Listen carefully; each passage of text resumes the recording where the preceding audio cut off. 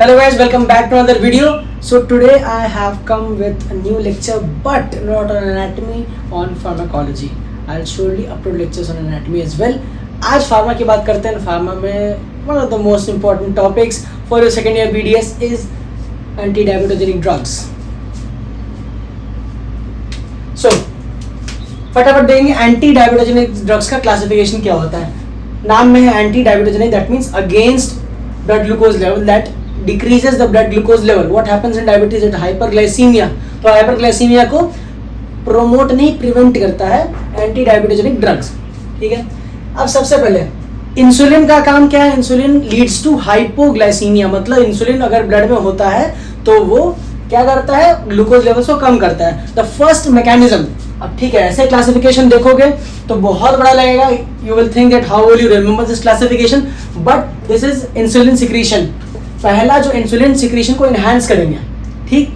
Potassium के ATP channel blocker में पहला आता है sulphonyl urea and meglitinide. Actually insulin secretion has two classifications, K ATP channel blockers as well as DPP4 inhibitor. Dipeptidyl transferase 4 inhibitors है. ठीक है, DPP4 inhibitors और K ATP channel blocker, ये insulin secrete करते हैं. दूसरा ब्रॉड में आता है overcome insulin resistance. Type 1 type 2 diabetes mellitus के बारे में तुम लोगों ने सुना होगा. तो पहले में क्या हो रहा है, इंसुलिन सिक्रीशन हो रहा है. दूसरे में क्या हो रहा है, you are overcoming insulin resistance. ठीक है, इंसुलिन होता है टाइप 2 में, बट बॉडी सेल्स यूटिलाइज नहीं कर पाती because they become resistant to the insulin.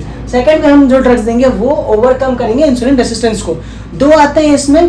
पहले biguanides, the most famous drug of diabetes is metformin. Second is PPAR gamma activator. This is known as pioglitazone. इसका दूसरा नाम होता है थायाजोलिडीन डायोन. पायोग्लिटाजोन का इस ग्रुप का नाम थायाजोलिडीन डायोन नाम होता है. ठीक है guys, I know the thing is quite perplexing, but जितना रिपीट करोगे, जितना बार इसको पढ़ोगे, उतनी बार याद हो जाएगा. तो सेकंड ये था. अब third is the other mechanism. इस पे विल कम ऑन लेटर. तो सबसे पहले इंसुलिन सिक्रीशन की बात करते हैं, के ATP channel blocker, and second is DPP4 inhibitors. DPP4 inhibitors में ग्लिप्टिन वर्ड को तुम अपना बेस बना लोगे. DPP4 इनहिबिटर नाम आते ही चिल्लाओ gliptin. Sitagliptin, vildagliptin, teneligliptin, saxagliptin. That's it. तुम्हें ग्लिप्टिन याद रखना है. सीता, विल्डा, टीनी, सेक्सा तुम खुद लगा लेना. अब आता है के एटीपी चैनल ब्लॉकर.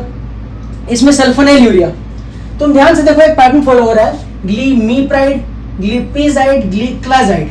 सी जाइड जाइड, glimepiride, tolbutamide and glibenclamide. 1 2 3 4 4 drugs ही शुरू हो रहे हैं सल्फोनाइल यूरिया में. जो सबसे इंपॉर्टेंट गाइस, सबसे इंपॉर्टेंट, कभी भी अपने घर जाओ तुम कोई भी लोग दवा खा रहे हैं डायबिटीज की, this hero metformin and glimepiride you will always find, because most of the patients are on glimipride and metformin.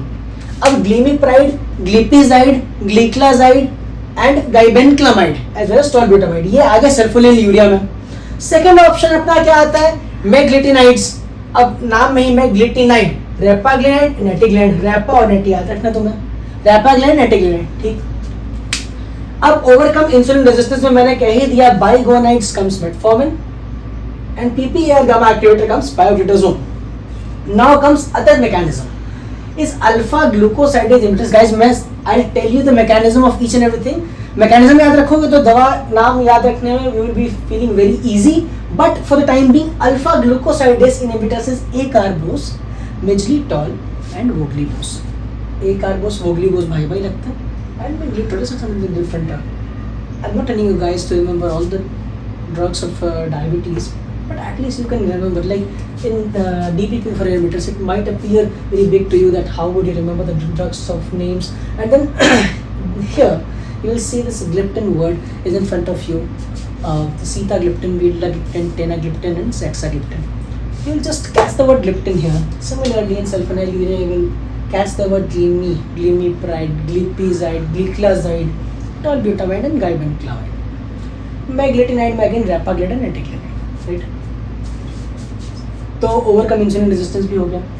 Then alpha glucosidase inhibitor, I told you, acarbose और वोग्लिबोस भाई भाई है. Third is miglitol. Then amylin analogues, amylin, pramlin, amylin analogues में प्रेमलिनटाइड।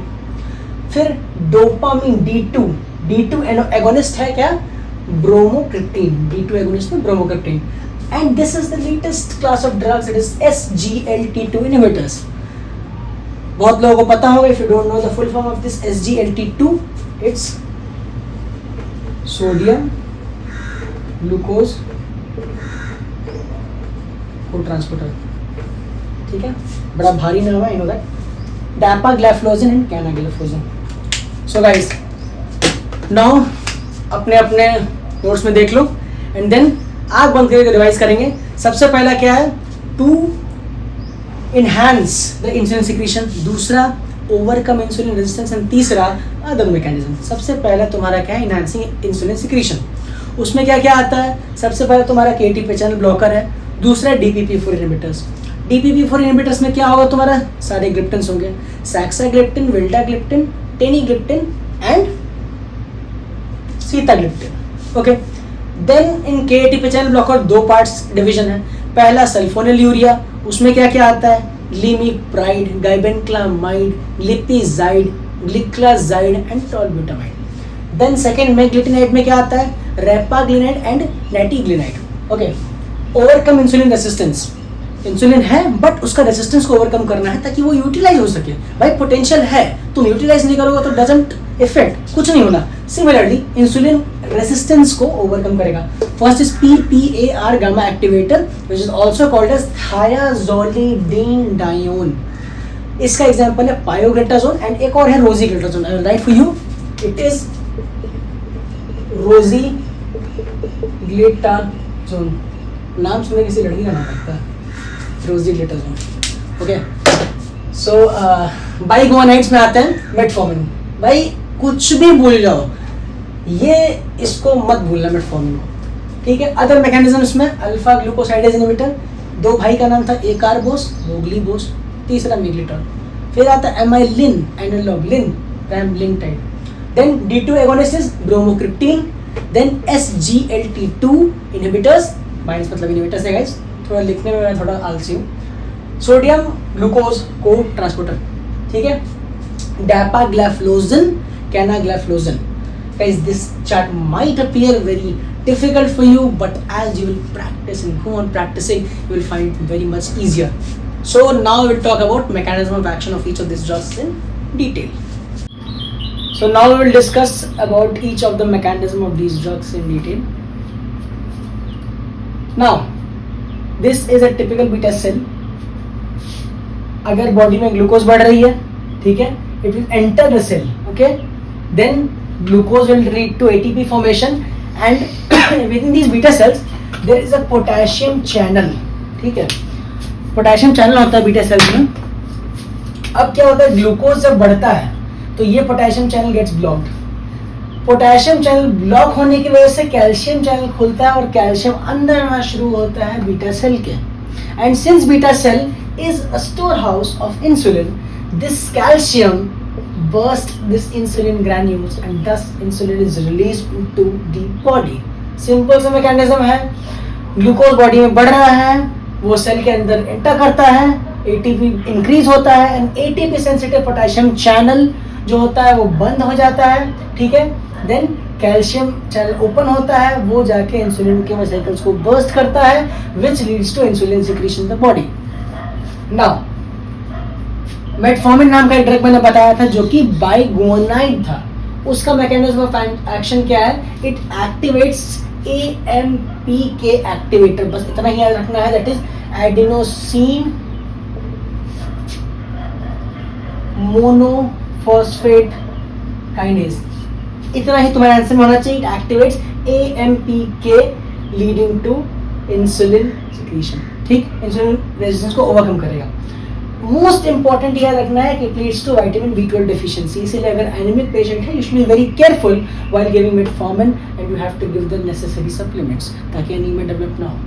ठीक, now comes the मेग्लिटिनाइड्स। मेग्लिटिनाइड्स का एक important point याद रखना है, दैट पोस्ट प्रांडियल हाइपरग्लाइसीमिया, मतलब खाने के बाद अगर किसी का ब्लड ग्लूकोज बहुत ज्यादा हो रहा है तो वी कैन गिव मेग्लिटिनाइड्स। और मेग्लिटिनाइड्स में क्या एग्जांपल था, वापस से क्लासिफिकेशन में जाओ, देखो GLPs, ये बहुत इंपॉर्टेंट है। मैंने बात की थी DPP4 इनहिबिटर्स की, राइट, डाइपेप्टिडिल ट्रांसफरेज 4 इनहिबिटर्स। अब होता क्या है कि जब हम खाना खाते हैं, मीट फूड, तो in our digestive system there is release of GLPs, that is glucagon like peptides. अब glucagon leads to hyperglycaemia and insulin leads to hypoglycaemia. तो अब क्या होता है, ग्लूकागॉन लाइक पेप्टाइड्स सीक्रेट होता है नेचुरली इन आवर बॉडी, जिसका half life होता है 1 से 2 मिनट बस। उसके बाद एक बैठा होता है एक वायरस DPP4, वो क्या करता है, इस GLP को बोलता है भैया तुम ज्यादा देर नहीं रुकोगे, GLP breaks down with the help of this DPP4. Now what will happen guys कि DPP4 जो इसको तोड़ा है, what we will do, हम लोग इनहिबिट कर देंगे इसको। अगर हम लोग इनहिबिट कर देंगे तो इसका हाफ लाइफ प्रोलॉन्ग हो जाएगा। Did you get my point?